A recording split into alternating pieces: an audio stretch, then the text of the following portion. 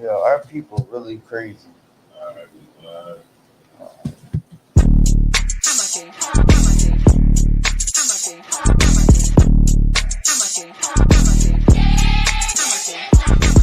Get down here to class, 1232 North King Street, Wilmington, Delaware. Shalom, Lord in Christ, to my brothers and sisters, man. Y'all need to come down to 1232 North King Street, where the truth resides, man. Isupk Delaware. We definitely representing doing some big things. 202 North DuPont Boulevard in Smyrna, Delaware. That's right. You know what I mean? Come and be a part of this rising thing that we got going on here in Delaware. I hear everybody claiming that they love the Lord and love God and all that. Well, get in here and show it. You know what I mean? The scriptures say faith without works is dead. So if you ain't doing nothing, your faith is dead. So get up and do something. What you need to do is get your ass up and get in the class. You understand what I'm saying? You ain't doing nothing else. You're sitting home wasting time. Everything is going on around you, and you don't know how to compartmentalize these things. You understand? I'm on my way to class right now, like you should be. You know what I'm saying? Class don't stop for nothing.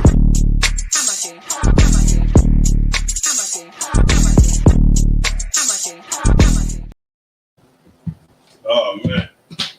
All right. We here. We're the Israelite School of Universal Practical Knowledge. Start out at 1 West, 125th Street, Harlem, New York. I'm the Commander General Yana. This is the Isupk Delaware Brotherhood class. Right? We right here at 1232 North King Street. Again, that's 1232 North King Street. Hey, Zariah Car, you see these are weird, man. You see some other glasses like out there on the table or something? Yeah, I got some with some silver on the side. Yeah. Them feel weird. They ain't mine, so they don't feel right. Right. All right, and so tonight, I will be holding down the Brotherhood class. I'm Officer 5000 Matazapa. I will be holding down tonight's class. And so, you know, the topic of tonight's class is Brotherhood is a weapon. All right, so if anybody in the chat has any questions, go ahead and type them in. Any questions you may have, if you want to chime in, you got any opinions, whatever, go ahead and type them in, man. All right. So we'll start off with any questions in the room. I remember you was just saying something about Esau or something you was just saying. You were saying you was like, what you say? Is Esau the white man? Yeah. Oh. All right. So I think I have a book or two up here that that I can go to. Of course, the reason why like our people still would fight, it's still like, no matter how much you say you in the truth, how much you say, you know, God is black, Jesus is black, I know I'm an Israelite, there's still something that has a hold over black people's brain. You know what I mean? And when people make that statement, like coming into the truth or supposedly, you know, understanding you're an Israelite and stuff like that, and they'll still say, well, Esau is the Arabs and everything like that. It shows the barrier that still hasn't been broken down. Like as far as the love that you have for Esau, the respect and everything that you have for him, that hasn't been torn down yet. You know you're an Israelite, but you still love white people. You know what I mean? Well, like, why else? Who else would it be? Who else would you want it to be? Right? And give me 2nd Ezra 6 and 9. We get 2nd Ezra 6 and 9. I'm gonna make a point real quick. When they say, you know, Esau is the Arabs, because that's the only people that they say it is. If you don't believe that it's the white man, then you believe that it's the Arabs. From the conversation that I had, she couldn't definitively say who it was. No, she couldn't get past like how we think today. Like when you see a black and a white person mix. Because she was stuck on how Esau married Hamites. So she was like, there's no way that, you know, you can come out looking white But you know what's crazy? You know what's crazy? But they'll accept Esau. They'll accept the white man's out of Africa theory. We all came out of Africa. And we all originated from Africa. So we all originated from Africa. At some point, some black people had to have some white people. It's the same damn thing. Same damn thing. We just put the name. We just know who had who. That's it. I don't know. But let me and it's crazy, man. And they'll fight you tooth and nail about it too. You might get in a fight. Mm-hmm. If I was you, I probably wouldn't even waste my time. You got that scripture? Kind of a concept. Mm-hmm. This is the book of 2nd Esdras, chapter 6, verse 9. Yeah. For Esau is the end of the world. Esau is what? The end of the world. So when it says Esau is the end of the world, what does that mean?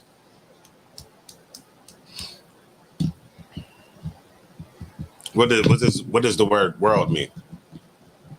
Would it be like the end of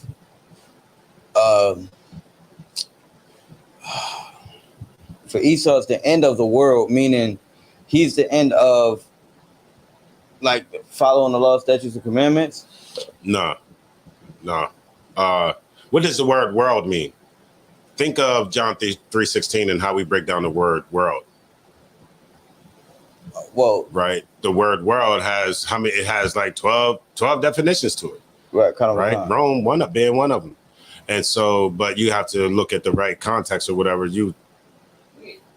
So, the world is a particular audience. Right. It's a specific society, right? Yeah. Age of society. One of the definitions in the Webster's dictionary is age of society.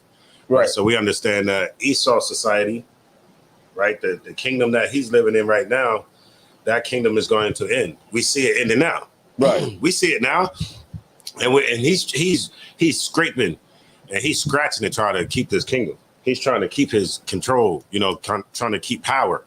And how is he doing it? He's letting any and everything be legal. Right. You want to stick your rod in another man and get married and a woman, whatever. All of it's legal. Everything, you can do whatever you want to. We done locked up generations of black men for weed. Now it's legal. Esau is horrible, man. Right. And that's just this society. And another thing that he knows, the reason why he's doing it the way that he's doing it is because remember the scripture in Judah 5 and I think it's 5:20 where it says where they understand that if we sin, that the Lord ain't gonna be with us. Right. But if we so shall follow our God, then of course you can't do anything to us because the Lord is gonna be on our side. So Esau is, letting any and all. Soon it's gonna be okay to have sex with kids. Watch, Right. Mark my words. It's going to be okay to have sex with kids one day because they already advocating for it. Just because you don't see it, them in the forefront with it, they are advocating for it, and they are you do see it in the forefront. People just don't notice how they're advocating. A lot of them gay pride parades, right?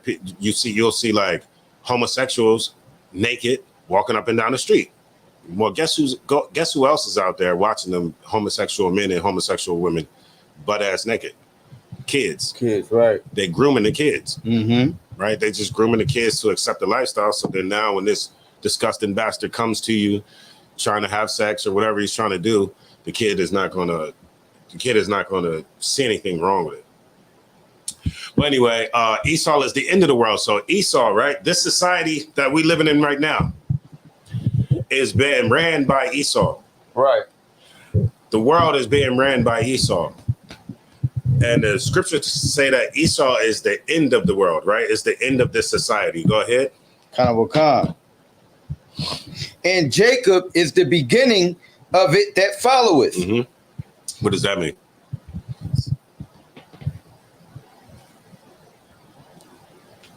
You got it? So that means for Esau it's the end of the world, which is the world that's dying out. Mm-hmm. And Jacob is the beginning of the new kingdom. kind of Right, there's new kingdom that's not, and it ain't say no other kingdom after that. right. This kingdom that's going to come when Esau kingdom fall, our kingdom when we rule is going to be an everlasting kingdom. Right. When Christ is ruling and we ruling with him, brother, that's it. You understand? But so So we're under if Esau ain't white people, if Esau is not white people, right? Then that means the captivity that we're in right now means nothing. We're still going to end up going back into captivity because Esau, we have to go under Esau's captivity. His kingdom has to fall so that our kingdom can come. Right. If these ain't the Edomites right now, then brother, we're going back into slavery. Right. Kind. We're going back into slavery. If they say it's the Arabs, we're going back into slavery. We're about to leave this kingdom and go into Saudi Arabia. Right. You understand? So, but Esau is the Edomites, and they know it. I don't understand why white people write it in their own books. They write it in their own books. They'll tell you they Esau, but do they give a damn? No. But we'll try to make it somebody else because we give a damn. Right. Because we just try to save them, right? I showed her pictures where two black people created a white baby. And true, it might have been an albino, right? But nevertheless, it was noticeably, well, to a stranger who didn't know any better, that would be considered a white baby. Right. Two twins. One was black, one was white. One had the coily hair, the other one had, the dog hair. So I told her, I was like, well, you're limiting Yahweh, right, saying that can't possibly be. What you mean? Right. He can do anything. Go ahead, keep going. Khan, verse 10. The hand of man is betwixt the heel of the hand. Other question, Esdras, asked thou not. All right, you could drop that.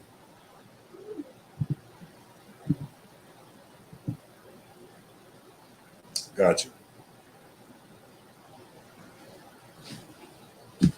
Hold on 1 second.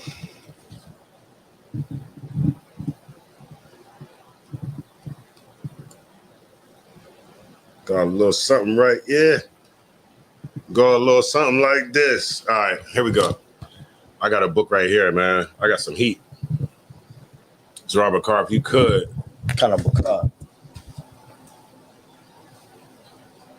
If you could, right? Can you read this? Can you read just this highlighted part right here?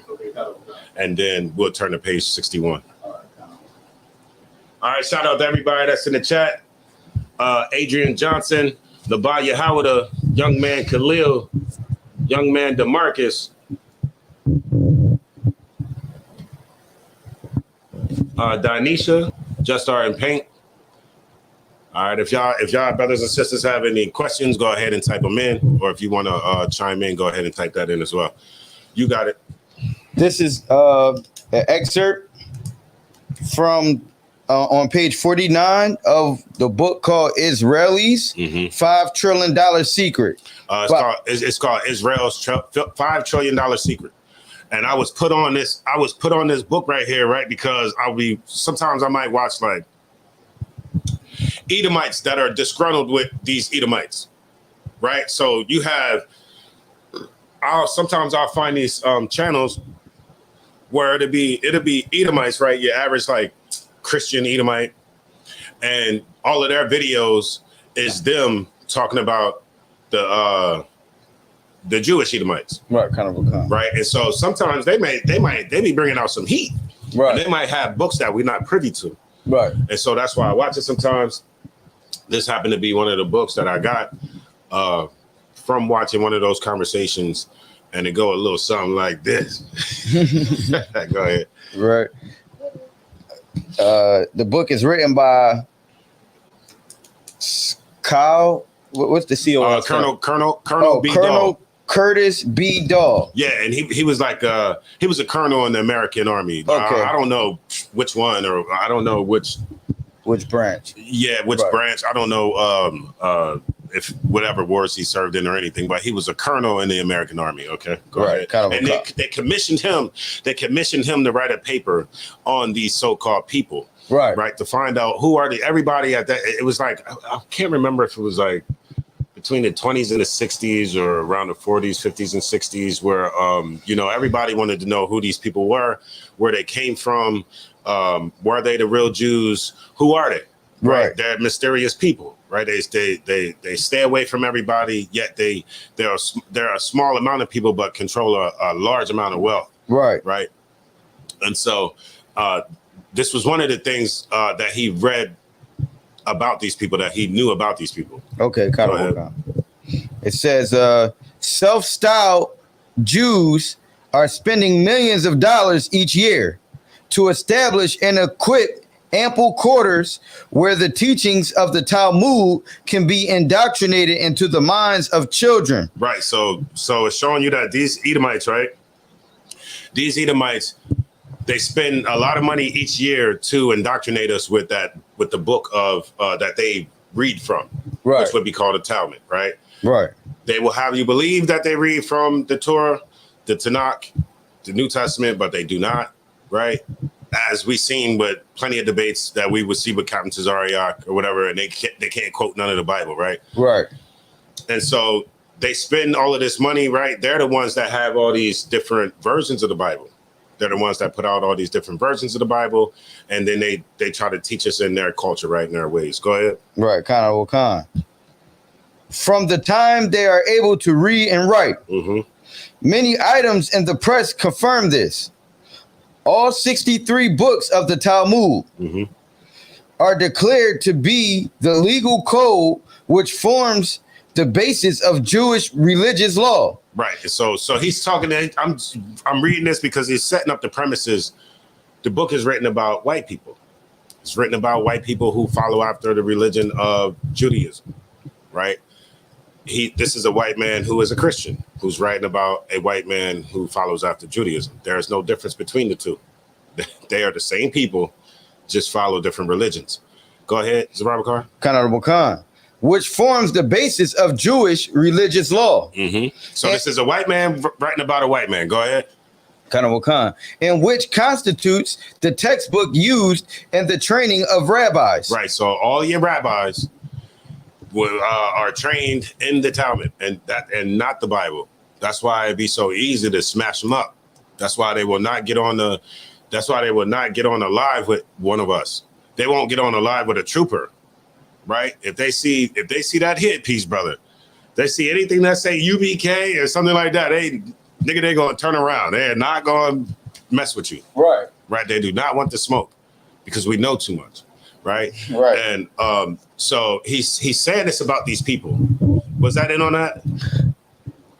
Go ahead. You got some more. Whatever else is right there. The self-styled Jews cannot truthfully describe themselves as Jews because they are not. Because what? They are not. Because what? They are not. Ain't that what the Bible says? You call yourself a Jew, but they are not. Right. Oh man, come on, stop playing. That's the Lord right there. Go ahead. In any sense, Judeans. And in any sense, a Judean. Right. You damn sure ain't no Judean. Because the Judeans is black people. Right. Right.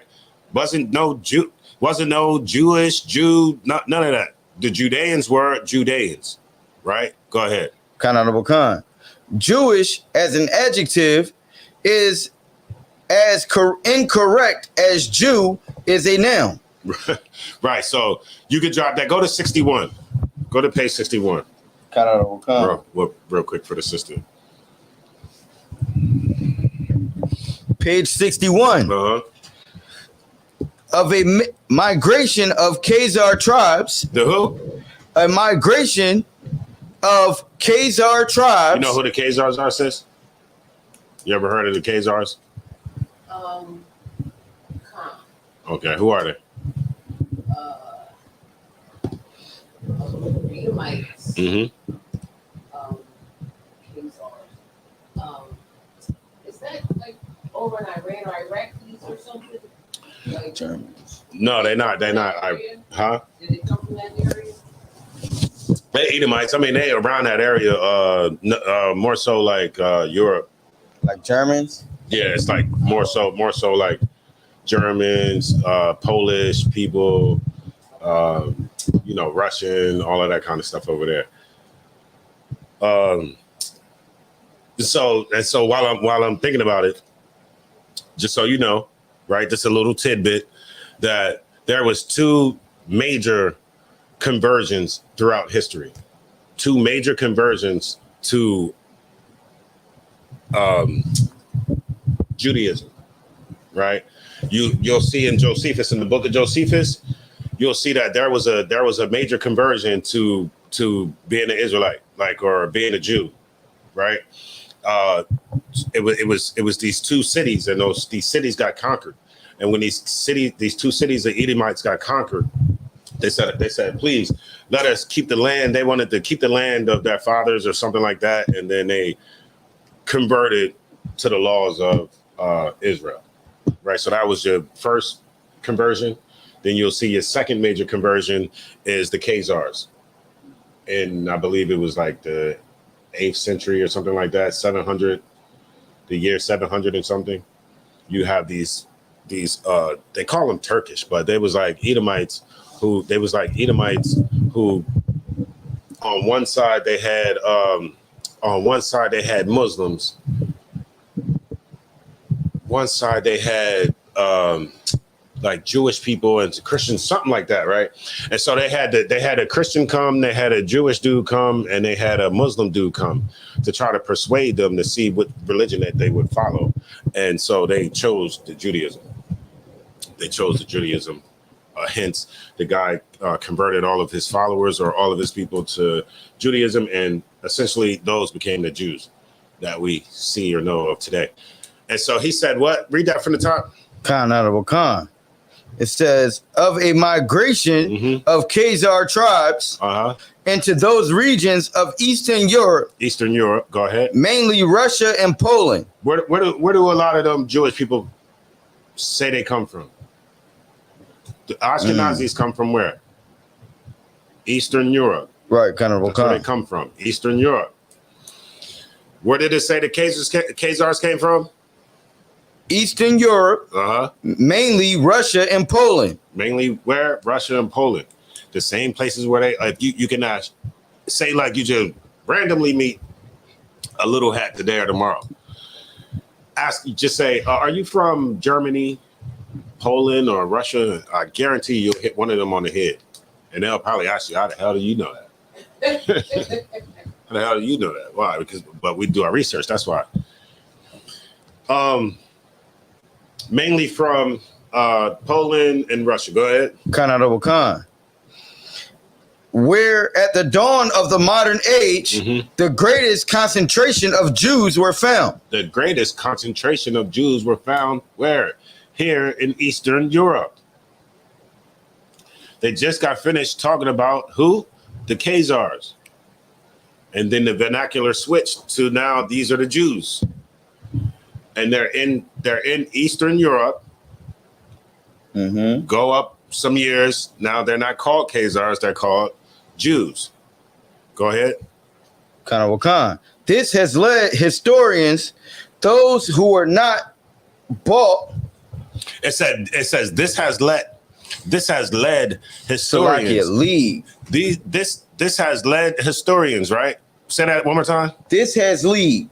Yeah, this has led historians, right? The ones that haven't been bought. That's a key point. Right. It said the historians that haven't been bought. Go ahead.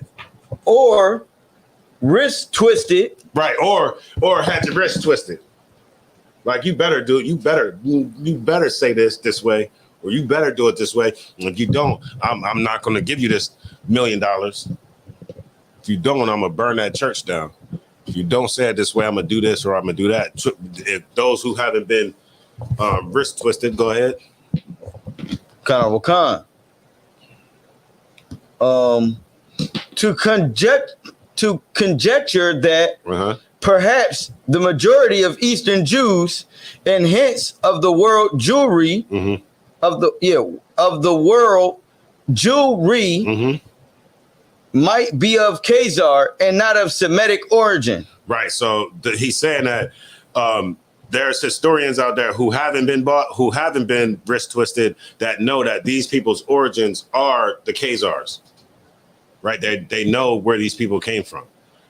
All of a sudden, you have these people, right? These Khazar, you have these people called Khazars That was a big group of people. It was in Eastern Europe, whole Eastern Europe, and then all of a sudden these people drop off the map. Right. But there's this new group of people that's there, and they're supposed to be the Jews, right? Read on. Evidently, they are of the Khazar origin. What did he say? Evidently, they are part of the Khazar origin. Look, man, that's Esau said it. I mean, it got to be true, right? If I tell a brother that we the Jews, nobody won't believe me. Right. As soon as I play a video with Esau saying it, they were like, mouth drop wide open. I can't believe that. You can't believe it because Esau, your oppressor, told you. Right. Somebody who you value. You value his opinion. You don't value mine. That shows how we look at each other. You look at me like I'm nothing. I'm in the hood like you. But this Edomite that you never see, we don't spend no time with them when we leave work. If they say it, you believe it. Could you read that one part again? Evidently, they are of Khazar origin. They are of Khazar origin. The Eastern European Jews, that's what we're talking about. That's what this book was written about, are of Khazar origin. And this aligns with every other book that we have that talks about Khazars. Go ahead. Pagan Edomites. What they call them? Pagan Edomites. The Eastern European little hats is what? Pagan Edomites. The Khazars is what? Pagan Edomites. Look, man. That's all the sister need right there. Right. Edomites. That's it. You don't need no more. I mean, when I remember when I first got that book, Zarabic car, I was like, woo! Yeah, I can't wait to cut heat. Well, that was some heat. Because he specifically said it. Did you hear that part? Read that last part. Evidently, they are of Khazar origin. Uh-huh. Pagan Edomites. They call them pagan Edomites. They know that these people right here are and you know what else? You know what else is crazy? This is why I usually use Christians when Christians go at them. I'll take one. Because the Christians, the white Christians call white Jewish people Edomites, and white Jewish people call white Christians Edomites. Right. They be like, nah, we God's chosen people. Y'all the Edomites. And then on one side, they like, we God's chosen people. The church is God's chosen people. Y'all the Edomites. Right. That's all I need. Y'all figure that out. All I know is white on, that's both of y'all Edomites. Right. You can figure that out. Both of y'all implicated each other. I'm good. Right. Right. So there you go right there. If you ever need that, snapshot that picture. Go ahead. You can finish that out. The far-reaching implications may explain the great caution exercised by historians. Right. Because of those implications, historians exercise caution, right? Because there is a cancel culture out here. If you offend anybody or say something that goes against the norm, right? Whether it's the truth or not, whoever don't want that to get out, they will cancel you. And if writing about history, doing research on history and stuff like that is your bread and butter, then you'll be a little less likely to tell the truth. Right. Because you feel like, your livelihood can be jeopardized. Go ahead. This may explain the great caution exercised by historians in approaching this subject. Nobody likes to talk about the subject. You can't even, I might get canceled, right? I might get, the feed might get shut down to Robert Card and said the word about 2-3 times now, 4 or 5 times now. You got to say little hat. You can't even say Jewish. Right. It's crazy, right? You can't even say the word. Why? And then that has to let you know that something's wrong. Mm-hmm. Something's wrong. What is so sacred about the name that I can't say it? It's a lot, right? Here. Go ahead. They act like you said Yahweh in vain or something. You understand? You acting like I don't know. Well, why? Because there's something to hide there. Right. There's something to hide there, and because they have something to hide, but they have the power to conceal whatever they want to hide, they can say, oh, you know what? If you're going to be on Facebook, you got to follow these community guidelines. Or if you're going to be on TikTok, you got to follow these community guidelines, right? Those damn guidelines is horrible. I'll be watching videos where they be talking about it. Niggas stink. Oh, I hate black people. This, that, and this, and that. You all day long. You can see that all day long. But the minute you say something about, Little hats, you suspended for 30 days. Right. It's crazy, man. But you can't stop this truth because you know what we're gonna do? We're just gonna get our own websites and just push the truth on our own websites where you can't shut it down. The only thing you can do is slow down the traffic to the website. That's the only way you can try to stop us now is to slow down the traffic. Right? They was talking about that 3 years ago. Right. 4 years ago. And I see all the changes that they was talking about when I was talking about that 4 years ago, how they was gonna what they was gonna do about this internet, man. And like the sites that they want you to go to, you have free access to those. Ones that like our site, they'll slow down the traffic. They'll slow it down. So when you go and click on ISUBK, it'll take you'll be able to get into it, but it takes long. Right. You see what I'm saying? You know how it could take long to get up into the page? Yeah, it'll take long. So then essentially what they hope for is for you to just be like, man, this shit taking too long. Let me go somewhere else. Right. You know what I mean? Or if you type in anything, I used to be, when I first came into the truth, I was able to find any and everything on those people. I could search the internet and I could say Jewish people exposed. I could say this, them in slavery. I could do a whole bunch of combinations with that and, Jewish. And I was able to find all the stuff that I have now. But after I was watching the thing where they was talking about changing the internet to where if you look it up, right? If you start to look up, if somebody looks up something bad, this is what the dude specifically said, his words verbatim, that if you look up something bad about Jewish people, that now it'll try to direct you to something positive about Jewish people. So where I used to be able to get like Holocaust information and stuff like that, if I take that stuff in now, it'll automatically direct me to like something good that they doing. Right. You know what I mean? Ben Shalom or something goofy. You know what I mean? Yeah. I'm not trying to look for this. I want to know the bad stuff that's going on. Right. But you can't find it no more.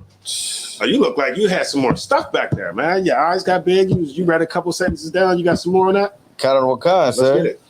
Let's get it. It's heavy. If they do not avoid it altogether. To avoid upsetting believers in the dogma of so-called Jews. So historians will not write the truth. Why? What was that last part again? To avoid upsetting believers in the dogma of so-called Jews. Right, because you are afraid to say something. You're afraid to offend the believers of these people. They have a big culture they have a big Christian. Y'all ever seen when they have the what is that thing called? Super PACs. They got this Ray Hagee. It's like Ray Hagee. It's like this big church, and they'll be like, we support Israel and all that. Yeah, that's crazy, man. These people out here. I you know what I think? I had read something a long time ago, and I have to be able to pull it up. But what they do is you know how you denounce like what you really are, and say they'll go and be like a Christian pastor, or they'll go and be a Catholic priest, and they'll go and be professors in the college. They'll go and here and there, right, and under the disguise that they're something else, but still push their agenda. Go ahead, Zarabakar.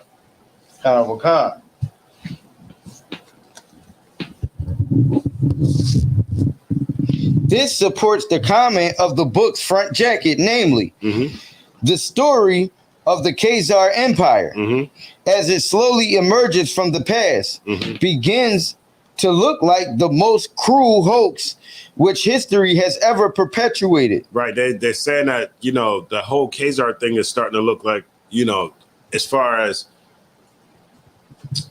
these people being the real Jews is beginning to look like a hoax. Why? Because it is. The jig is up.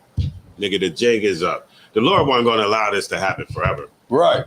You just thought the Lord was going to allow them to proliferate or to be what is the word I'm looking for? To play like they the Lord's people. Right. How long they thought they was going to get away with that? Right. The Lord always said that he was going to leave a remnant. You know, he was always going to leave his name on the remnant of people. Right. And throughout history, you'll see even during slavery, there were slaves that used to go down. They used to go and hide somewhere, and they would read out of the book, and they knew that we was slaves. I mean, they knew that we was Israelites. Right. Right. The Lord always left a remnant of us who would be able to keep the truth going. Right. Go ahead, Subabakar. Wakan. The next paragraph, sir. If it ain't nothing else on there, you can drop that. You pretty solid. What else? So what else shall we having conversations on? So I mean, you pretty much got that now. That Esau there's no way you can get around it, right? Even historians. This is a historian that was commissioned by her government. Tell her government, Joe Biden, her president, commissioned Colonel Vidal to write this, and it's called Israel's $5 trillion secret. I only need it for the part where it calls them Edomites. I don't even use it for nothing else. It's like I got a couple more parts. Of course, I got more parts in there that I have highlighted, of course. But I usually skip and go straight to the heat. Right. What else? What else? Any more questions? Mm-hmm. I was just going over the scripture the other day.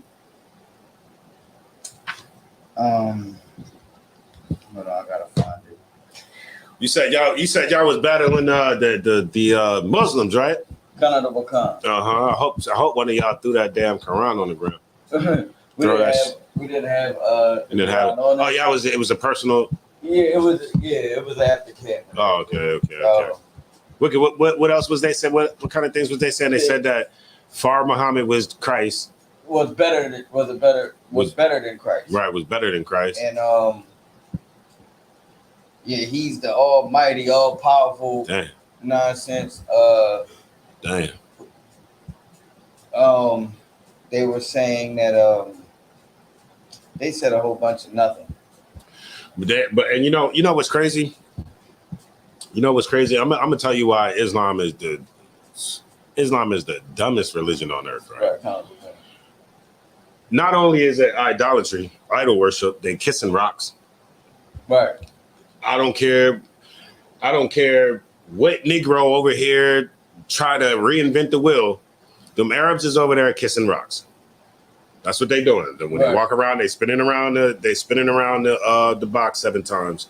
Then they go up to it and they kissing inside of the thing that looked like a vagina, right? In the vagina, they got the little stones that they say fell from heaven, and they in there, they kissing it and they making love to the rocks. Ooh wee, and they gotta have a dude there that you see the dude. He have a it's like a arm thing, right? It's like an arm thing that he got his arm through because it's so violent up there. They in there kissing it, and then they gotta kind of beat him, bang, get your ass on. You know what I mean? To keep them moving, because the dudes are sitting there and be trying to stick your head in there and kiss it forever. Damn thing is crazy. And then after you leave there, right? You circle the box 7 times. Right, you circle the box 7 times, and then you throw stones at the devil. Yeah, it's man. I used to be really into it's Sarwa and Darwa. It's like either 2 hills or 2 something. It's like two something, and they go in between it and they start throwing rocks at the devil. Man, look. And what else? This is what I wanted to say about Islam. This is what I wanted to say. Islam is a religion that cannot fix black people. Right. Islam is a religion that cannot fix black people. I'm going to tell you how Islam is a religion that can't fix black people. Right? Because we seem to not get it when we say Arabs had you in slavery and all that kind of stuff. I'm gonna show you how just Islam by itself cannot fix black people. If Islam could fix black people, then Islam wouldn't have black people taking Scientology classes. Scientology is a whole nother religion. Scientology isn't college. It isn't business administration class. It isn't you going to HVAC, learning something like that. That is learning about a whole new religion, right? And Islam, Scientology, then ran all through the white community. Now white people ain't falling for it no more, right? They didn't got all the celebrities. They didn't got all them celebrities, got millions and millions of dollars. And so now they are turning to black people. So now they're gonna dupe unsuspecting black people. And guess who was the candidate? Farrakhan. This stupid Negro, right? Right. right. So this Negro right here, right? This dude right here, when he talked about Scientology, he said, this is how he what word am I looking for? This is how he justified taking classes or joining Scientology.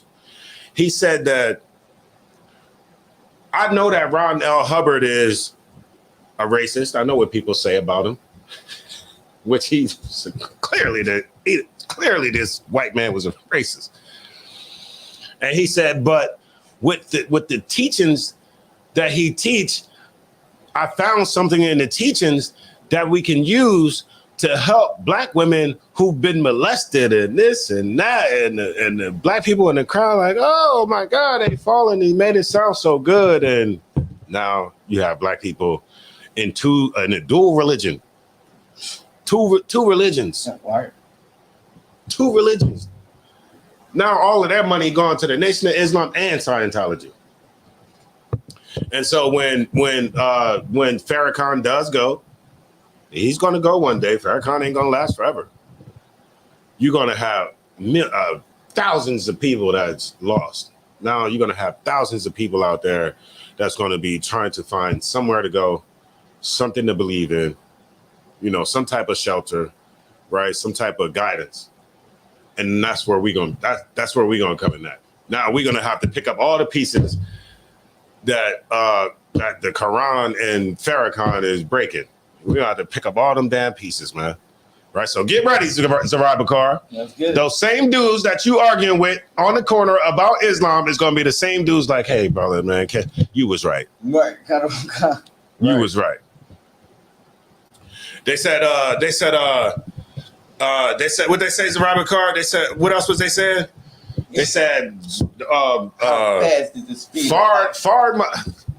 You know what? We was at Knox. I'm a sidebar real quick. We was at Knox dad house, and I guess the next door neighbor or somebody was like, he was one of them dudes, and he started talking about the sun and the moon and the science in the Quran. I'm like, I've read the Quran. There ain't no science in it. Right? Hey, what the hell are you talking about? Right? It don't got the how fast light goes and what the hell are y'all talking about? Right? That is not in there. You know what is in there? That you can eat pork. Right. If you find yourself in trouble. You know what the brothers in our book did when they found themselves in trouble. You had the dude come up and was like, y'all don't want to eat this pork? All right, cut on the cauldrons. Cut on them big pots. Cut on the pots. We about to cut these niggas up and boil them. Right. You know what a nigga did? Come up with your arms and your tongue out. The hell you talking about eating pork? I'd rather die. Esau. Right. Hell you talking about? But that religion, if you find yourself in trouble, you can go ahead and eat that ass. You can go ahead and eat them chitlins. Mm-hmm. Mm-hmm. Don't think a Muslim won't. He already eating camel.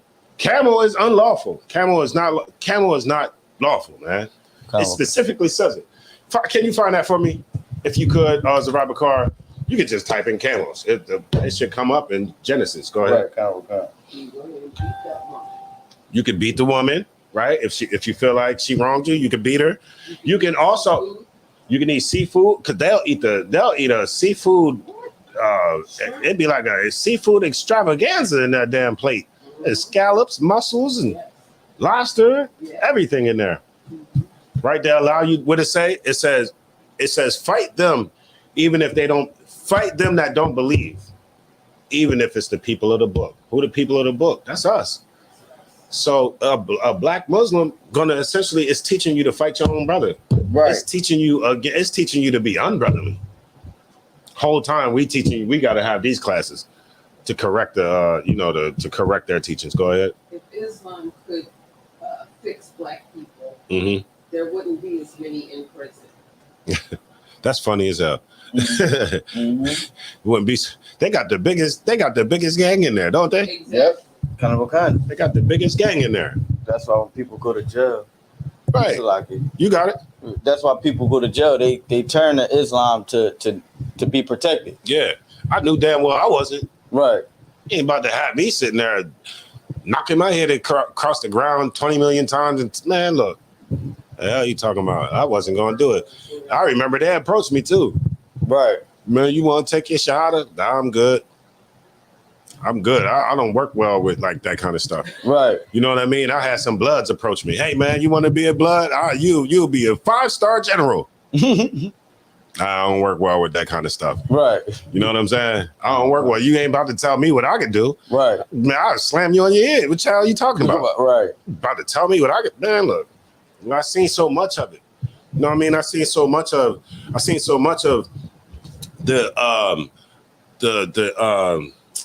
the non-brotherhood.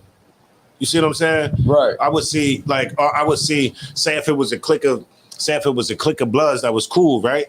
When another one come in and say he not cool, they don't know him yet. They'll tell him to go do something stupid, right? And now he doing something stupid, and he's either getting more time or going in the box or something like that. Or I would see if that dude didn't do something, now they beating him up. You know what I mean? What kind of brotherhood is that? Right. That's not brotherhood.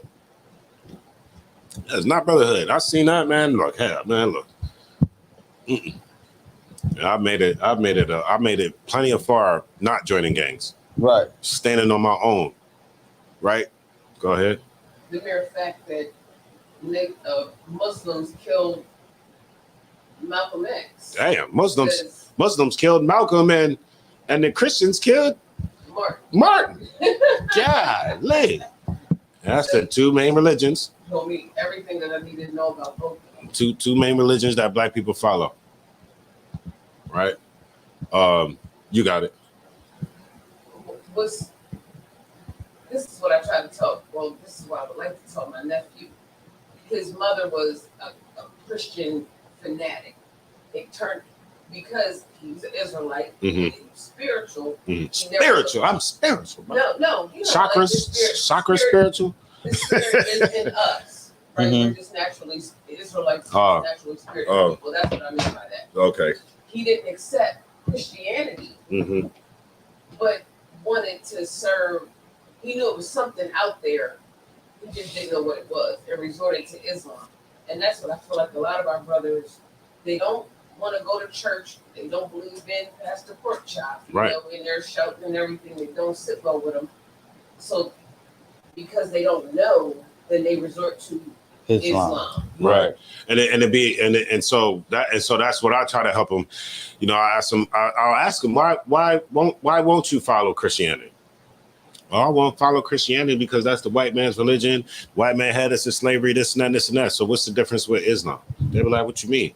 Arabs had us in slavery. You better look up the sub-Saharan slave trade. The sub-Saharan slave trade was just as worse as the transatlantic slave trade, if not worser. That's not even a word. If not worse. That's a worser. If not worser. You know what I mean? Right. It was worser. They was cut. Look, let me tell you something, Robert Carr. They was making Negroes eunuchs, man. They was cutting off our testicles because you know you cut off a brother's testicles. He ain't going no more sexual desire. Right. And so now you got us guarding your harems with our sisters and moms and aunts in there. Golly, man. Right. Yeah. Can we have something that's ours? Right. Can I just love my people? Is that wrong? Now I'm not gonna be penalized for just loving me. We get penalized a lot for just loving us. People fight us day and night. Y'all seen that video that Captain Contazai had put out on Boston? Where the young sisters, they was young, man. Oh, yeah. Sisters had to be like younger than 20, Kind of. 21, something like that. Acting stupid. Mm-hmm. All for the love of, all because they saying that we love y'all and not them. Right. And they start acting, threw waters on the brother, threw waters all over the brother. And I want to, matter of fact, we're going to give it up to the Boston, Captain Contazai and the Boston Kid, because it takes discipline. Right. Do y'all know? If you've never been through that situation that they went through, it takes discipline not to kick that damn sign over and choke somebody, man. Right. This ain't, you know, you know what I'm saying? Right. And I because I've been there before, and it didn't go the way that what I seen on the video. Right. It went different for me.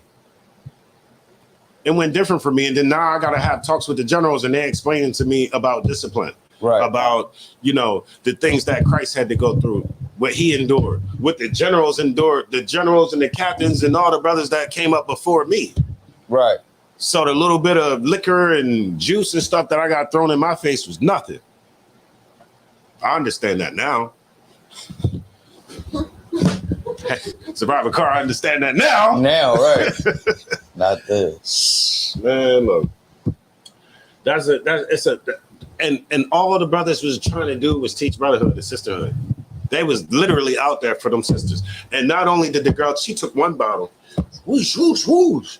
She grabbed one out of somebody else's hand. It was like, whoosh, whoosh. Oh, yeah, we in a bad place. Right.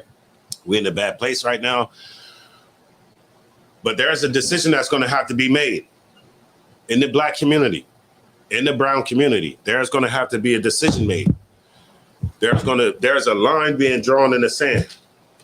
We drawing the line. We ain't drawing the line in the sand. The Lord is drawing the line right in the sand. And you either gonna roll with your people or you gonna die with the other people. That's it. You gonna roll with your people or you ain't gonna roll. You gonna get destroyed with everybody else. Right. You gonna have to make a decision, man. And it's sad. It's like the more you know about the truth, it's sad when you see stuff like that. Cause like how did these little girls get like that? How did these little with a culture? But we supposed to be so black. That's all you hear is Juneteenth, black this, black that, black this, black that. But you're really not. Right. You really not. To your core, your spirit is American. Mm-hmm. America. It was you wasn't holding nothing back there, right? Kind of was. Go ahead. This is the book of Leviticus, chapter 11, verse 4. Mm-hmm. Nevertheless, these shall ye not eat of them that chew the cud. That chew the what? So chew the cud, you know, you can eat an animal that chews the cud, right? Chewing the cud means the animal eats grass. The animal eats grass. It chews the grass goes down to like the stomach. It kind of, it comes back up and then they chew it again. Something crazy like that. That's the process, right? It chews the cud. Go ahead. Or of them that divide the hoof. Right. Or of them that divide the hoof. There are certain animals that you can eat that chew the cud, and there's animals that you can eat that split the hoof. Pig is not one of them. Because the Muslim dude tried to come at me and was like, well, y'all say something about, what did he say? Because you can eat, say something about the hoof, right? One of them is lawful. He was like, so how come I can't eat pig? Nigga, don't chew the cud. Right. Stop. Ain't you Muslim? Right. Ain't you Muslim? Don't the Quran tell you to follow the Old Testament and the Injil? The Injil being the New Testament. Mm-hmm. It tell you to follow Moses and the Injil. Right. So if it tell you to follow Moses and the Injil, that's where all the laws come from. Right. Why would you start to negate? So then that's where the whole thing, that when you catch them on that, then they be like, the Bible was tampered with. Nigga, what part? What part? Don't you keep trying to tell me that Muhammad is in the book? Is that the part that was tampered with? No, then you got him now. Now you better be ready to throw them dukes up when you dealing with these Muslims. Let me just tell you that. Right, kind of a kind. And that was something that they were saying on Saturday as well, like how the Bible was tampered with. Mm-hmm. You know how. What part? Right, exactly. What part? And how the Quran is, you know, and what I think he said Farah Muhammad did, and he brought the books together. I don't know what he. Look, let me saying. tell you something, man. Let me tell you something that these a Negro Muslim does not know. Right? They'll be like, the Bible was tampered with. You got 20,000 copies or something like that. The Quran was never changed or anything. Let me tell you something. You know, there's over 40 something copies of the Quran. Mm-hmm. Different copies in Arabic. This ain't no English translation or nothing like that. In Arabic, if you go to Saudi Arabia and get a Quran, it's going to be different than the Quran that you get from Kuwait. It's going to be different from the Quran that you get from Afghanistan. Trust me, I know this. Mm-hmm. Go ahead, Salaki. Kind of a. And it says, of them that chew the cud, or of them that divide the hoof. As the camel. As the what? As the camel. As the what? As the camel. Y'all ever seen them videos with the Muslims and they get together and they have this like big hole in the ground. They have this big hole in the ground. They got this like big crazy metal thing, right? They cut the damn camel, skin him, and they got this metal thing. It take like a couple people to like lift it. And they put it down in the hole, this big hole is how they like grilling the damn camel. And they put all the seasoning on it and do all this stuff to it and dress it up and try to make it look good. Make something that's not good look good. Right. And they sit down and they tear all these Muslim moguls come into this room, and then they got this big ass dish that you come in, everybody come in, fill out these seats, and then they got because a camel's freaking huge. Right. So the dish that it's on got this big old top thing, and they pull it off, and you got the camel sitting there. A whole camel. A whole pile of unlawfulness. Camel ain't did nothing to you, man. Right. The camel ain't supposed to be eaten. Right. Not by you anyway. Right. Not by you. Go ahead. Kind of a con. As the camel, because he cheweth the cud. He cheweth the cud, right? Go ahead. But divideth not the hoof. He chew the cud, don't got the split hoof. The pig, you cannot eat the pig. He got the split hoof, but he don't chew the cud. You just can't eat it. That's it. But the Muslims, they'll sell you pork in the store. They'll sell you blunts in the store. They'll sleep. They'll do anything, man. Those are some horrible people. Those are horrible people. And it's good that even though it seems like people don't listen to us, Rabakar, we got to continue to keep fighting. Right. We got to continue to go out there, even though it's 100 degrees, even though we're tired, even though we're hungry, even though we want to sit home and all that kind of stuff. And we got school work and things like that. We still got to get out there. Right. We still got to get out there. And just a sidebar, we got brothers is going out there and it's hot. Make sure you got some waters. Make sure you got some damn ice in the bucket and, hydrate the brothers out there. It's summertime. Be a lot of hot days out there, and we're not really in the clear when it comes to summer being over. Now, then it just started. Summer just like really started. It's not a month into it. Yeah, really not even a month into it. We got brothers that's in some hot zones. So y'all brothers in them hot zones, pay attention to your men while you out there. All right, camels not lawful to eat. Damn Islam, damn the Quran. Damn the Arabs. Who gives it? Right. Damn. John, give me John 15 and 12.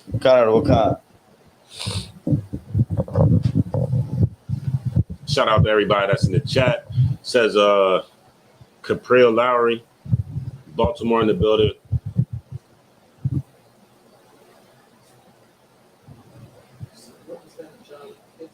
John 15 and 12, I believe it said. Says Renai Israel said, due to Joseph being able to decipher dreams, he got favor and got a position. Then another famine. Then his brothers came down to Egypt, and you know the rest. Why you mention Egypt, or while we're mentioning Egypt, I seen somebody put a picture on Facebook So like it, y'all. And it's supposed to be a new logo for Space Force. Is that the Space Force? Kind of Wakanda. That's the Space Force logo. The Space Force logo, ain't that so? And out of all things, they chose Salakia. Out of all things, they chose didn't it was something about Egypt. Kind of Wakanda, sir. This is the Captain Mashak had shared this, right? And it says Space Force set to establish new Delta to run Intel Hub, Air Force magazine. And so the logo that they used was, I know everybody can't see that. Can Zarabakar hold that up to the screen so the people who have not seen this logo can check it out? We in Egypt. And guess who else know that we in Egypt, man? Our oppressor know that this is Egypt. That's the new logo for the Space Force. Why the hell do we even need a Space Force? Why the hell do we need a Space Force? Right? You good. You too wild. You know why we need a Space Force? Because Esau think he gonna fight Yahushua. You know, he read the book, he be like, damn. He said he gonna come back with 200 million angels? It's a lot of people. Mm-hmm. It's a lot of people. We need to prepare now. We need to prepare now. Especially because these Negroes is waking up. Right. All across the US, all you hear is this Hebrew Israelite stuff. Mm-hmm. Are they trying to bring Christ back? You know what? You know what we need to do, Zarabakar? We need to have a Space Force. Right. We need to have a Space Force because these niggas is waking up and Yahushua might show up any day now. Any day now. So let's have a freaking Space Force. Right. Like you're gonna be able to, and just the arrogancy of the white man, the arrogancy of the oppressor Salakia to even think he's gonna fight against our king. To even think you like it's crazy. It's crazy. And that's why give me Obadiah 1 and what it says, give me Obadiah 1 and let's just go with the Obadiah for right now. Kind of Wakanda. Let me go over here and figure it out. But it say that the pride of thy heart has deceived thee. That's what I want.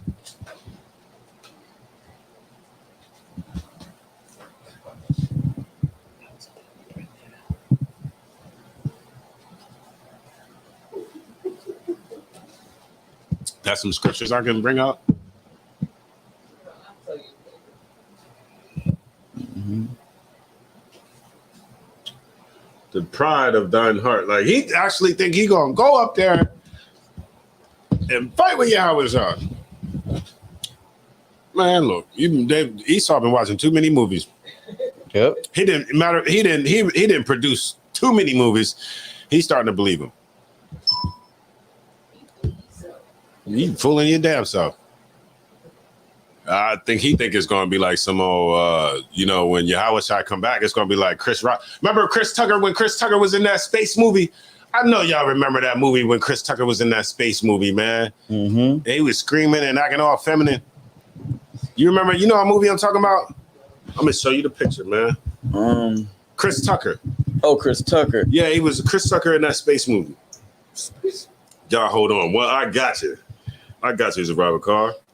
Oh, hold on. You had your hand up. You wanted to say something else? For the scripture? Okay, you got the scripture? I believe so. The Jeremiah 49:16. What's that one? The terribleness have deceived thee, mm-hmm. and the pride of thine heart.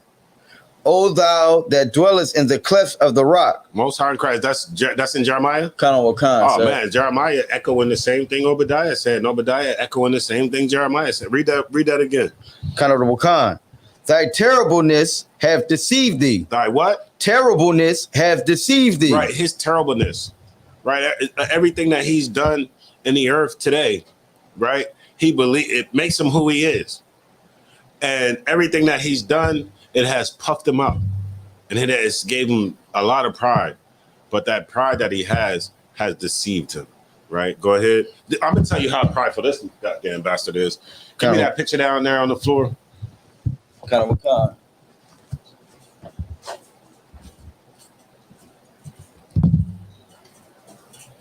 I'm gonna tell you how prideful he is. He's so prideful that he put himself up as the savior of Israel. He put himself up as the savior of Israel, and this is who black people think God is. Because of the Christian church, black people aren't able to separate the two, God and Jesus. And so we believe that this is everything to us, you know. And they got to pay for that. Because my grandma died thinking that was God. They're going to have to pay for my mom. They're going to have to pay for me, Ma. Believing that was her savior, man. Right. The hell? Zarar, you can finish what you had. Kind of a con, sir. In space movie. Thy terribleness have deceived thee. Right. And the pride of thine heart. O thou that dwellest in the clefts of the rock. Oh, that dwelleth the clefts of the what? Of the rock. Man, we know that Caucasian people come from the mountains. No. They lived in clefts of the rock. Right, kind of. Even when they was living in Petra. Even when they was living in Petra, y'all seen Petra? Y'all seen the pictures of Petra? How Petra looked? How Petra looked like it looked like Wall Street. Right. Petra looked like Wall Street. I was up in New York for a while, you know. Yeah, I was confined to New York for a while, right? So I got a chance to see a lot of different places in New York because they wouldn't let me come home. And one thing that I got a chance to do was I got a chance to walk up Wall Street. And so I did have the knowledge of what it looked like. So when I came into the truth, I was like, damn, this is a spitting image of what I seen. Right. Like, it's like that's a characteristic of them. That's just like a building characteristic. Right. The way they build. Right. You could see in Wall Street. But the movie was called The Fifth Element. I know y'all remember The Fifth Element. I never seen it. It was 1997. I ain't never. Man, how old was I? How old was I as a Robert Hart, man? I was 16, man, when The Fifth Element came out. Was that the bell? Or no? Nah, that wasn't the bell. But if you ever get a chance, the Fifth Element, and they had him in there. They had him in there looking crazy, man. Right. And that's who Esau think that's who he think is coming back. He think Chris Tucker and the Fifth Element is coming back. No, that's not who coming back. Bible said that Christ was an austere man. Right? That's who you dealing with. You dealing with somebody that ain't coming back to play. He ain't coming back to negotiate, sit down at the round table, deal with the UN. None of that goofy stuff. Sign no treaties, sign no nothing. It's going to be, heads rolling. That's what's going on, right? And I can't wait to get the order too. Go ahead, Robert Carr. You got any more? Kind of a con. That holdest the height of the hill. And he holdest the height of the hill, right? Go ahead. Though thou shouldest make thy nest as high as the eagle. Right. He makes it, and just even this, just the spirit behind that statement. Him making his nest like the eagle. Right? When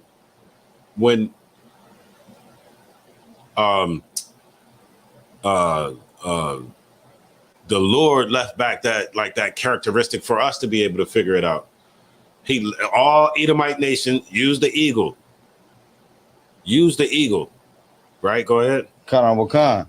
I will bring thee down from thence. The Lord is going to do what? Bring thee down from thence. Oh yeah, the Lord going to bring you down. The Lord bringing them down now. They thought they were smarter than us, Robert Carr. I got a book, right? They thought they puffed themselves up, right? They had us in slavery for a long time, right? We get out of slavery, then you got brothers that was trying to go into, I forgot which war it was, World War I, one of them wars, and they was giving brothers IQ tests, right, to get up in the army. And guess what? Niggas was scoring higher than all the white people, right? they puffed up their chest against us, but the Lord is bringing them down. Go ahead. Right, kind. Saith the Lord. Mm-hmm. That's it. Look at this picture. Y'all, I know y'all remember that. Kim Evans, you got to show that. You got to show that. This is who they think coming back. Y'all remember when Chris Tucker played that part right there? I know I got some old heads up in the. I know I got an old head up in the chat. I know somebody in the chat. Yep, somebody know what I'm talking about. Yaquatazar, 1 West, 125th Street. He said Bruce Willis was the protagonist in The Fifth Element, and Debo played a good character in. Yeah, Debo was a good character in the movie. Right? That's it. Yeah. Man, oh man, Kwayaswan on it, man. Kwayaswan on it. Kwayaswan, no. But yeah, that's who they think coming back. Because remember, they was up in space or whatever. Right. That's who Esau think he dealing with. He think he dealing with the black man in The Fifth Element, and that is not who he's dealing with, right? He's dealing with an Israelite, right, from the tribe of Judah. All right, drop that. Any more else? Anything else on that? Obadiah 1 and 3. The Obadiah. You can give me the Obadiah. Kind of a con. This is the book of Obadiah, chapter 1, verse 3. The pride of thy heart have deceived thee. Right, the pride of thy heart has deceived thee, because he's been able to conquer nations, right? Because he's been able to do whatever he wanted to do on the earth.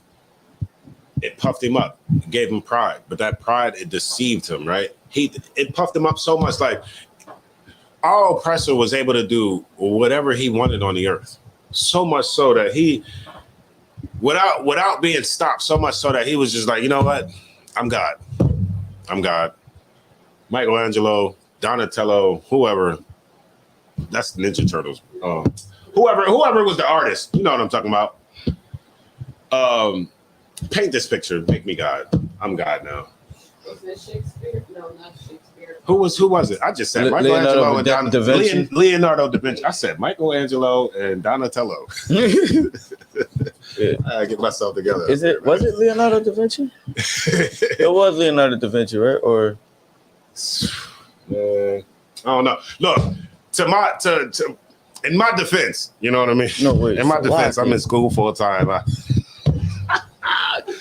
I ain't been in here in a while. I said Michelangelo and Donatello. Those are Ninja Turtles that eat pizza. Golly. Give me John. Oh, matter of fact, you can finish that out. Zerubbabel Salagi. Khan. Though that dwellest in the clefts of the rock, whose habitation is high. Right. And matter of fact, go to 1 and 1. Khan. Book of Obadiah, chapter 1, verse 1. The vision of Obadiah. Thus saith the Lord God concerning Edom. Concerning who? Edom. Concerning who? Edom. Concerning who? Edom. Didn't this book say that white people in the earth today is Edom? Khan. That's what this book said. I mean, this is coming full circle. I didn't know we was going to end up reading that, but that's what this book said. That our oppressor is the Edomites. And the Bible said this Obadiah is speaking specifically to Edom. Go ahead. Khan. We have heard a rumor from the Lord. You could go back down to where you was at. Okay, Khan. The verse 3. The pride of thy heart have deceived thee. Right. He made himself God. Go ahead. Thou that dwellest in the clefts of the rock. We already know that they live in the rocks. Not the place where I would want to sleep, but nevertheless, that's where their habitat is, right? That's where they like to dwell. Go ahead. Whose habitation is high. Right. They love to be high. Skyscrapers every goddamn where. Man, they love to be super high in the air. Why? I don't know. I don't need to be that high. I don't need to be on the 100th floor of the penthouse suite or nothing like that. I'm cool where I'm at. Give me a little tent, Zerubbabel car, I'm good. You know what I'm saying? Give me a little space to call my own. Right. I'm all right. I'll make that little spot cozy. Right. Go ahead. That saith in his heart, who shall bring me down to the ground? Right. And he didn't got up so high. He said it like he in his mind, he like, who the hell gonna bring me down? Right. I'm God. Right? I'm the president of America. Who's going to bring me down? Nobody. I'm the president of Russia. Who's going to bring me down? I'm the president of Germany. Who's going to bring me down? Go ahead. Khan Honorable Khan. All right, Salakia, one more. I am the Pope. Who's going to bring me down? Because the Pope is high out there. He's high up on the totem pole. Go ahead. Khan Honorable Khan. Though thou exalt thyself as the eagle. Right. Though you exalt yourself as this eagle, right? As this prestigious animal, right? An eagle is supposed to be a bird that is like a predator in the sky. You know, he's supposed to when you see him, he's supposed to be majestic and all that kind of stuff. Though you exalt yourself as this eagle, go ahead. And though thou set thy nest amongst the stars. Right. Though you set your nest amongst the stars, right? What does that mean? That Space Force stuff? Right. Though you set it's a twofold. Though you set yourself amongst the stars, though you up high, you up in there and all of that. But what else? Just like your pride is high, like you don't think that you can be brought down, like you know, very high-minded about yourself and your own works. Mm-hmm. That was that first one. Yeah, but it's twofold. It's twofold. It has a dual meaning. Something else that you can get from that, right? If anybody in the chat knows what I'm talking about, go ahead and put it in the chat. Think about it for a second. Though thou exalt thy, what did it say? Though thou set thy nest. Okay, though you set your nest above the stars, you was correct when you said about them and the Space Force and going to the moon and all that. They all up in the stars, yes, right. But what else does that mean?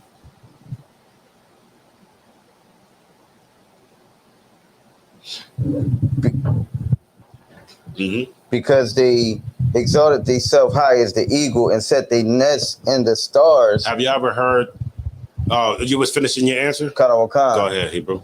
Because they did that, it's like it's like being so high-minded that you don't. You are correct. Nothing can happen to you. You are correct. I'm gonna give it to you for time's sake. They set their nest amongst us. We're the stars. Right. We're the stars. Right. Yeah. Okay. We're the stars. If you we refer to stars somewhere else in the scriptures as well. Right. But he set his nest amongst us. The true Israelites, true stars of God. Right? Go ahead. Thence I will bring thee down. And thence I will bring thee down. Right? He's sitting in our seat. He's sitting in the seat that was prepared for us. Right. Lord didn't say, Esau, I created you to be above everybody on the face of the earth. He created the Israelites to be above everybody that's on the face of the earth. That's the position that we should be owning. But because we don't want to own it, we don't even want to own it. It's Robert Carr. We'd rather own the Dookie tribe seat. You know what I mean? We'd rather be African or whatever, Arab. You know what I mean? The camel seat, whatever. Mm-hmm. Whatever. We'll rather join ourselves to that and own that versus being on top of everybody on the face of this earth. But there are people that was like, what? All right, they don't want to own that. I will. Anybody else would. We don't even really understand what we have. We don't understand what we have. And to tell you how we don't understand what we have, because we so quick to join everybody to it and give it away to everybody. As if it just doesn't even mean anything. As like it's a piece of candy or $1 or something. Could you read that one more time? Khan. Though thou exalt thyself as the eagle, and though thou set thy nest amongst the stars, thence will I bring thee down. That's what the Lord said. Lord said he was going to bring Esau down. Lord said he was going to bring these Edomites down. Not keep them up. He didn't say he was going to vote for him. He didn't say he was going to compromise with him. He didn't say he was going to sit in on the round table and try to figure something out. Said he was going to bring them down. That's it. Cut and dry. So if the Lord, that's why I don't have a problem treating the oppressor the way I treat the oppressor. See what I'm saying? I don't have to have love. I don't have none of the sentiments that I used to feel or anything but before the truth or nothing. Right? The Lord said he was going to bring them down. There's no reason why I should try to love them. Christians believe that you're gonna love him back into the covenant, or not into the covenant, but you're gonna love him into the covenant or something. And that's not the case. All right. Give me John 15 and 12. Honorable Khan. This is the book of John, chapter 15, verse 12. You know, somebody told me that Diamond went back into the army. One person told me she got a job, but somebody else said she went back into the army or something. I don't know. I'm like, she willing to lay down her life for the oppressor, man. Right. She was around the priest and prophet. Told her never to select it, my language, never to go in that damn army. Right. If she did, she just disregarded what I told her. I'll find out for you. Yeah, I need to. I'm like, man, because she's cool. You know what I mean? Cool person, young. You know what I mean? Got a chance to. Her mom was a pastor, and so you know how those conversations were. So like, your mom probably pushed her to go. Probably. They push you to go because they feel like nothing is out here in the hood. Mm-hmm. You know what I mean? And maybe she wasn't living discipline, and they teach you that that's a place where you could go to school, get this, get that, get the bill to get your house in, and all that stuff. And they push you right into the hands of the oppressor. Right. And then you out there with this oppressor dying for nothing. Right. Dying for nothing. Or you come back and then the same police the same white men that was out there fighting with you out in Saudi Arabia or wherever the hell you fighting at. Right. When you come back, you go to your job, and guess where he goes to his job as a police officer. Right. And guess what? And he's oppressing you. Right. And he's shooting you dead. But then when America calls, then both of y'all throw on that suit, and both of y'all okay for a second, and then you go out there and you fight, and then you come back and back to square one. Right. That is not a life I would ever choose. I thought about it before. I may have thought about it for all of 5 minutes. But I knew I wasn't going to go to the army because I was like, I'm going to go die in the army. Right. Hell no, that's crazy. And most of the deaths is coming from when I looked it up. It's all accidents. Right. You go to jump out the plane and something happened, or you go to, hey, everybody down, but the shit blow up in your hand, or accidents. Right. You ain't even making it out there to combat. Right. And you done, man. Ain't nobody going out there for that. Any more on that? Or you got John 12, right? This is the book of John, chapter 15, verse 12. It's like it, John 15 and 12. This is my commandment, that ye love one another as I have loved you. Yeah. Yaquatazar said, Khan, it's a different story for men that used to join the army, get out the army, and then join One West under command of General Yohanan. Y'all brothers is very valuable, man. Any brother that come up in here is valuable. Whether you come from the army, whether you come from, I know brothers that came from jail, right, up into the school. I know brothers that came from, just their everyday normal warehouse work. I know brothers that came from good, big, nice houses, families, money, and they still up in here. As I said, friendly fire, damn, or negligence discharge. Man, friendly fire. Imagine that. You get shot in your damn back, and they say, or shot in your head, and they say it's friendly fire. Right. There's somebody over there, one of your own teammates, and shot you in the damn head. That's what was going on out there at the NFAC, right? The not fucking around crew. Remember when they had that the so-called march or whatever they was doing? They out there, it's hot. People fainting. They shooting each other out there. You know what I mean? Come on, man. John 15. Friendly fire. That's what it was. Friendly fire. Nick, man, look. Pick your gun up. Take your fingers off the trigger. Stay out there with the fingers on the trigger, thirsty. Dehydrated, shooting each other, man. That's crazy, man. Mm-hmm. Negligence discharge. That's what it was. Go ahead. You got it. Carnival Khan, verse 13. Greater love have no man than this. Like greater love. Like there should be nothing in this world that you love more than what Robert Carr is about to say. I don't give a damn if I don't give a damn if it's your family, man. You should never love. Matter of fact, let me let you finish before I start. Carnival Khan.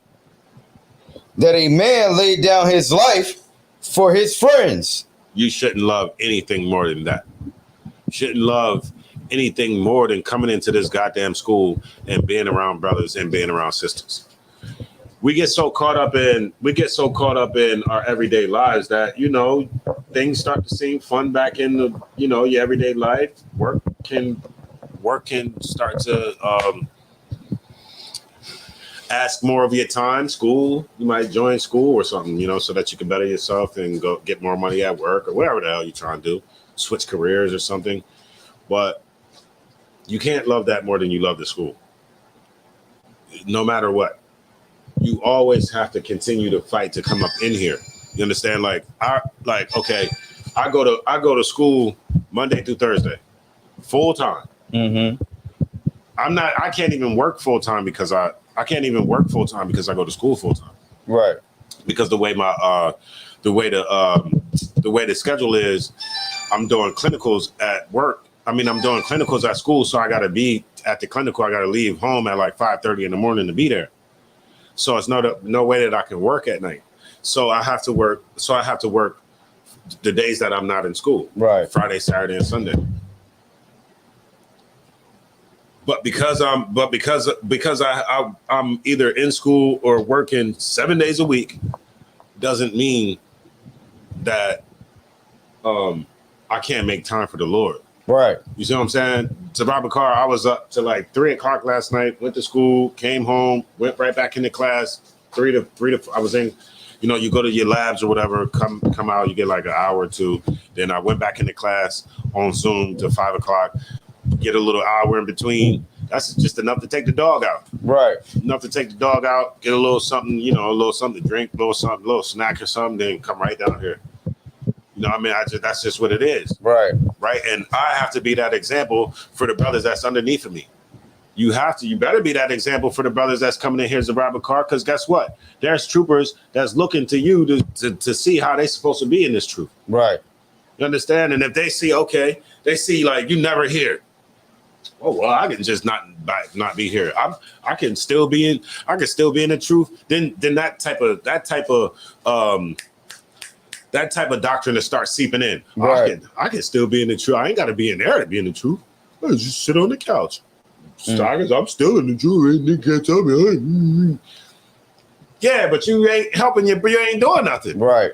You ain't putting your brick in. Mm-hmm. You ain't doing no work. Sitting on a goddamn couch ain't doing work. Right. Nigga, because I'm pretty sure you sitting on there with your drawers on. So Robert Carr, from here up, you PK'd out. Right. From the waist down, you draws. Come on, man. Get up in here. That's what the Lord need. Right. Lord need brothers that's gonna come up in here to give him some time. That's it. If I can give Esau all this time, I can give Esau 40 hours a week at school, 24 hours a week at work. I can get a Lord 1 or 2. God damn. I can get up in here 1 day a week, 2 days a week, something. Yeah, I don't care how tired I am. I'm gonna get up in here and teach these classes. Right. Because the brothers and sisters that's online, they don't give a damn because you in school all the time. They want the class, they want the Brotherhood class to continue to go on. At 7 o'clock, they ready. They got their pens, they got their pencils, they sitting there and they ready to change their life. Right. They ready to serve the Lord. They ready to do something different than what they've been always doing. Right. And so at 7 o'clock, 6:55, they probably sitting here waiting, hurrying up. You know, you got sisters that's hurrying up and trying to get the kids right. put the food on real quick. So that what? So why? So that they can sit here and get the precepts from me. For me to teach them how to have brotherhood and sisterhood. For you to teach them how to have brotherhood and sisterhood. That's why it's very important that we make time for the Lord.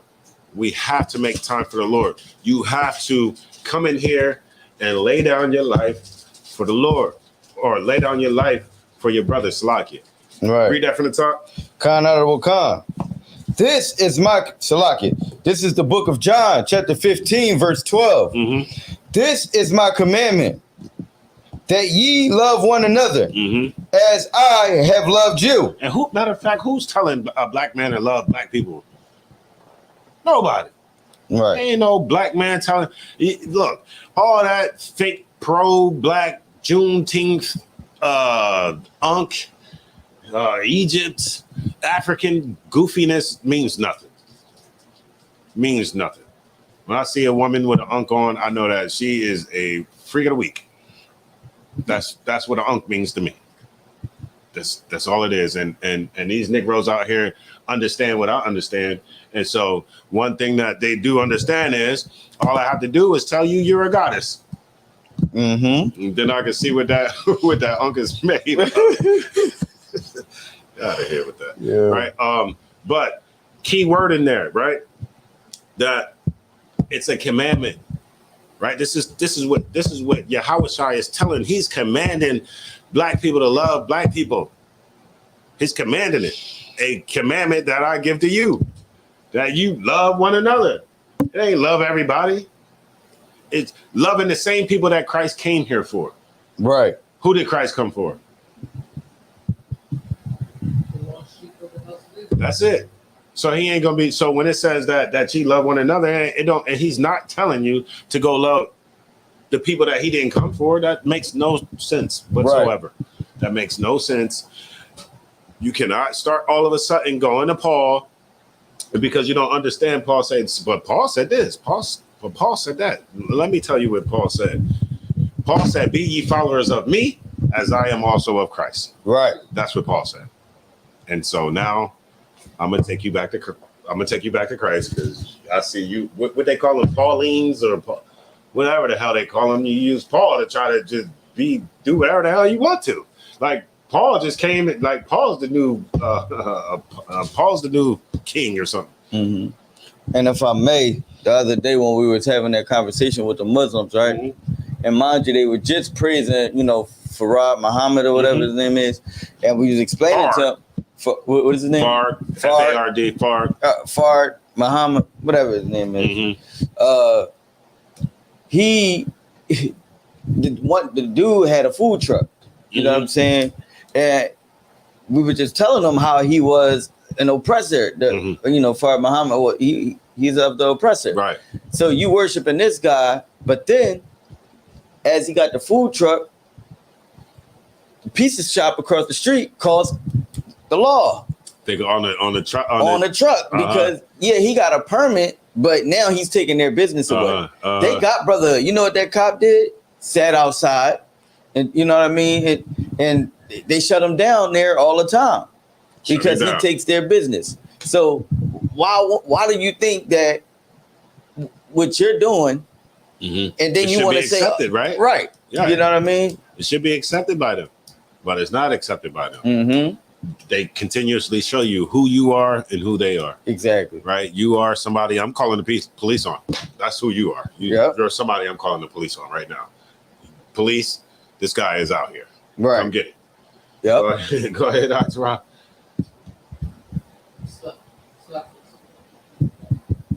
Oh, man. What you had something going? What you got going on? Nothing. I forgot. Oh, right. So it's a commandment that we lay down our lives, right? Go ahead. And it's a direct order. Understand that this is a direct order from your king, Yahushua, right? It's a direct order that you lay down your life for your brother. Go ahead. Love one another as I have loved you. Right. What is the greatest gift he ever gave to us?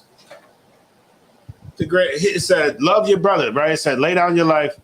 Read that one more time, Salagi. I'm a This is the book of John, chapter 15, verse 12. This is my commandment, that ye love one another, as I have loved you.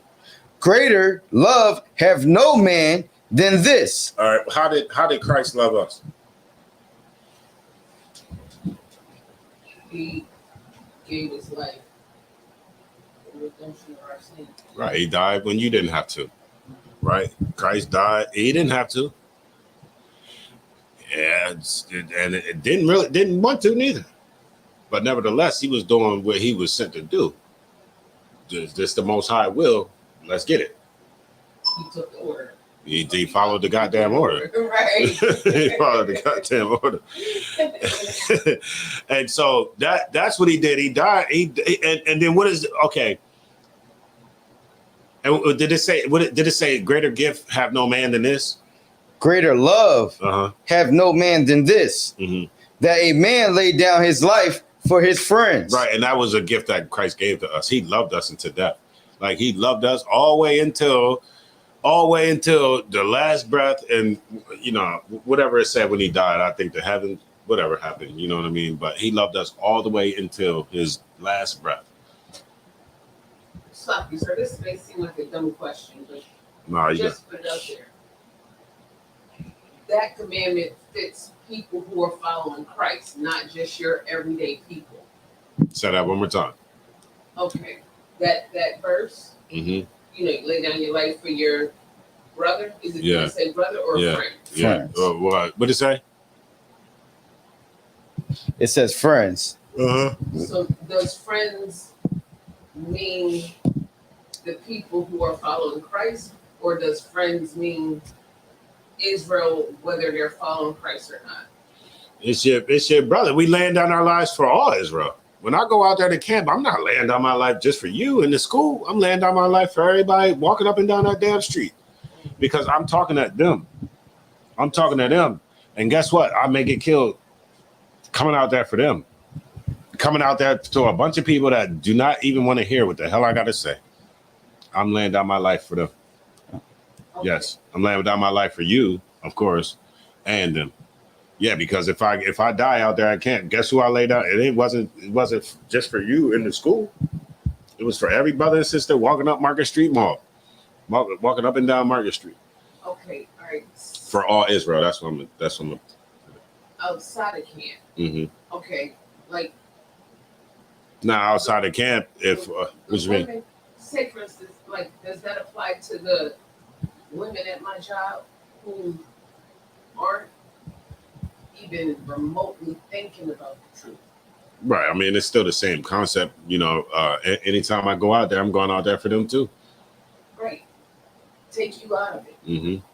Me, am I supposed to lay down my life for these women who aren't even? Well, you're not going to be put in the position. What position are you going to be? Okay. You know what I mean? Okay. But one thing that you can do is, if them sisters come in here off the street, you can still give them a sandwich. Nah, you feed us because we here in the school. You know what I mean? You still. Your life though is something different. That's more so for us. I'm gonna say that's more so for us. Okay. I don't expect you to lay down your life for nothing. You see what I'm saying? Like, as far as just going out shoot me instead of shoot her, no. I don't want to. You know what I'm saying? I said it was a dumb question. But also that worldly life that I used to have, I'll lay that down to pick up this truth. You know what I'm saying? For my brothers as well. I'll lay down that old life. Any more? Go ahead, keep going. Khan. Salaki. You like that? I gotta die for this shit? What?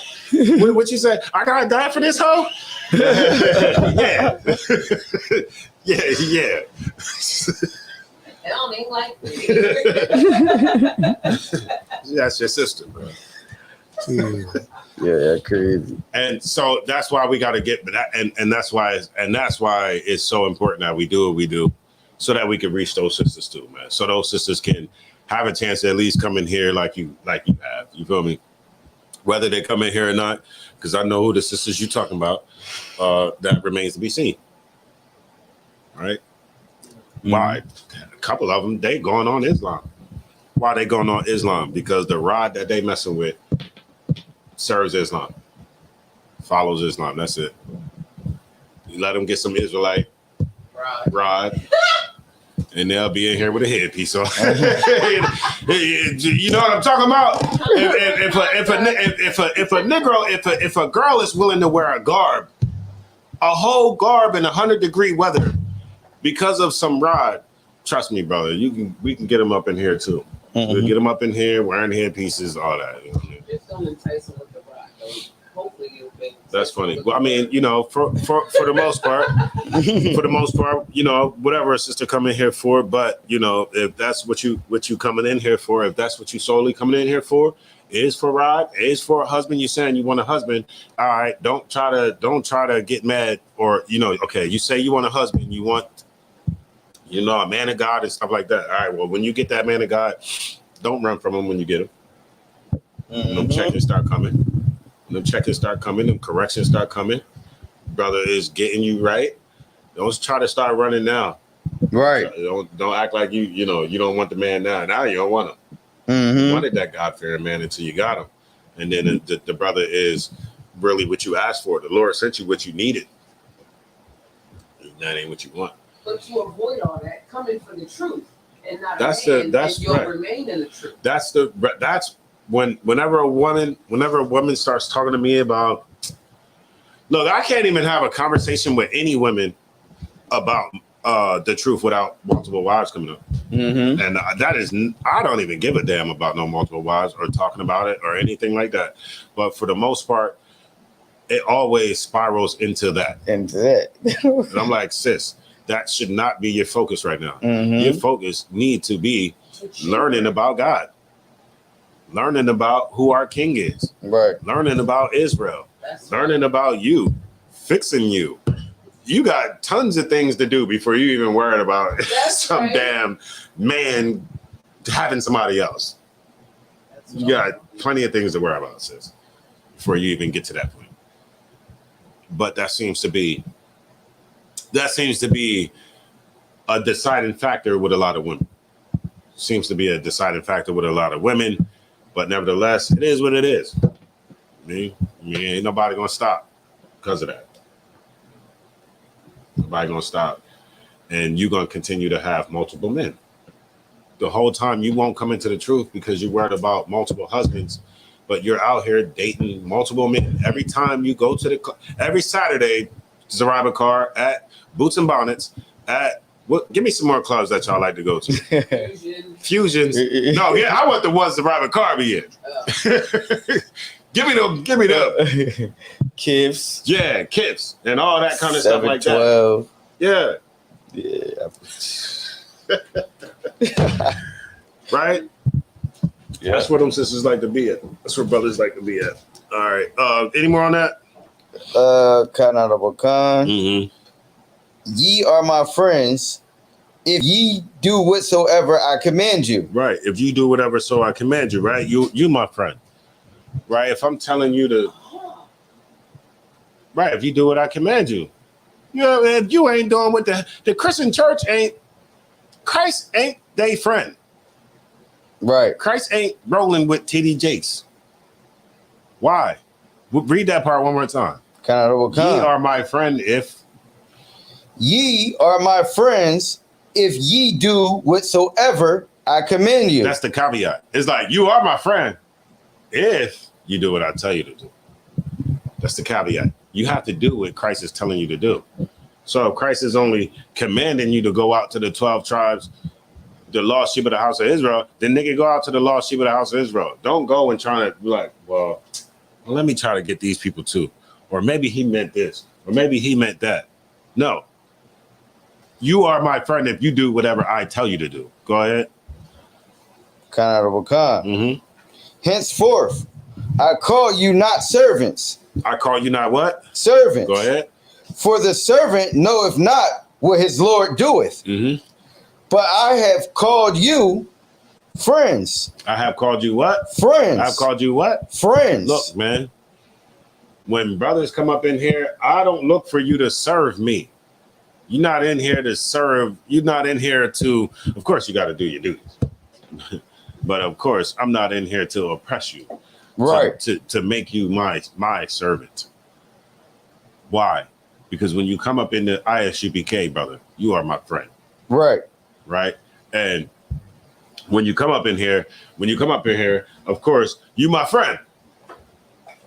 But when you stay for seasons and you stay for some Passovers, then I know you solid.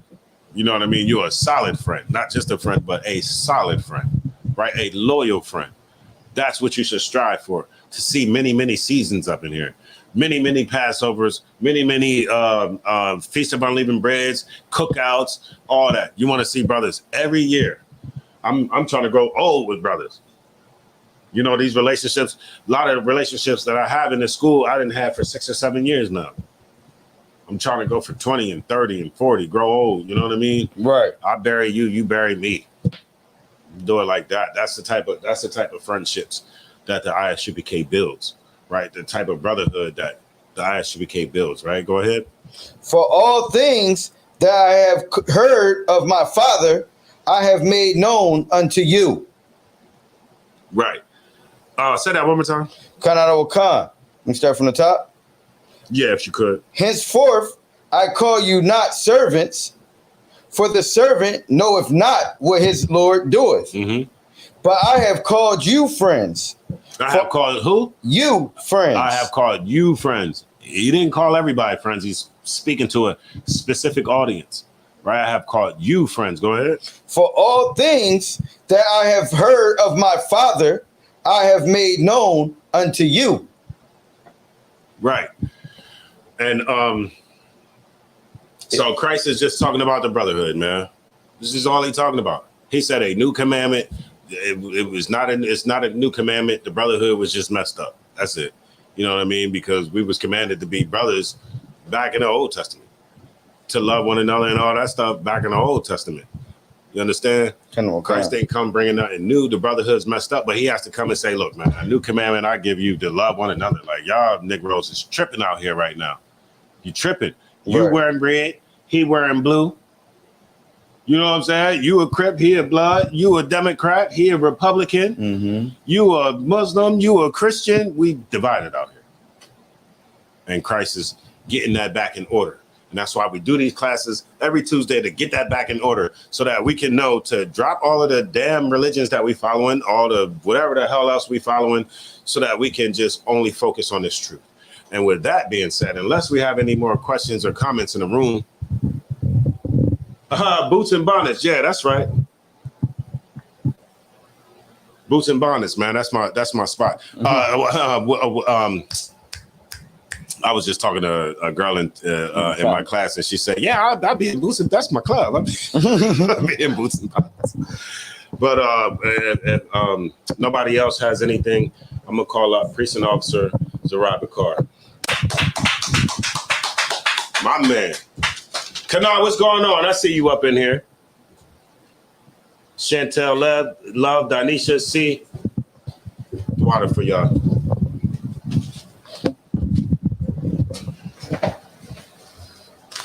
Shalom, Israel. We are the ISUPK, started out at 1 West 125th Street, Harlem, New York, under Commander General Yohana. This is the ISUPK security announcements. Rule for new brother and sister. When a new brother or sister comes into the school, they are off limits for 6 months. They are to be saluted only. They are here to learn and shut themselves of the world. If they need transportation, the teacher will arrange it. After 6 months, if a brother or sister has an interest in a particular person, they are to seek counsel from the head. Tithes, which is a commandment. Numbers 18:21, Malachi 3:8-10. Ma'asharah means 10th in Hebrew. It's 10% of every penny of any increase the Lord gives you. Priest fund. It's a free will offering for the priest. It's not mandatory. Whatever amount you would like to give. Upcoming holy convocations is feast of the memorial of blowing of the trumpets is September 25th. If anyone wants to be a trooper in the school, start wearing all black boots, shirts, pants, headband, and scarf. With that being said, men of Israel, Amijam, we're going to give a courtesy salute. Men of Israel, Amijam Shabbat, Amijam, Barak, Yahweh Hashem Yahshua Barakatam. Yashmatah. Sir, we're gonna face the sisters. Sisters of Majah. We're gonna give the sisters a courtesy salute. Men of Israel, Majum Shabbat, Majum, Barak, Yahweh Shamar Alatham Ba'Ashem Yahushua. Yahweh Shamar Al-Than Ba'Ashem Yahushua. Yashmatah, class dismissed.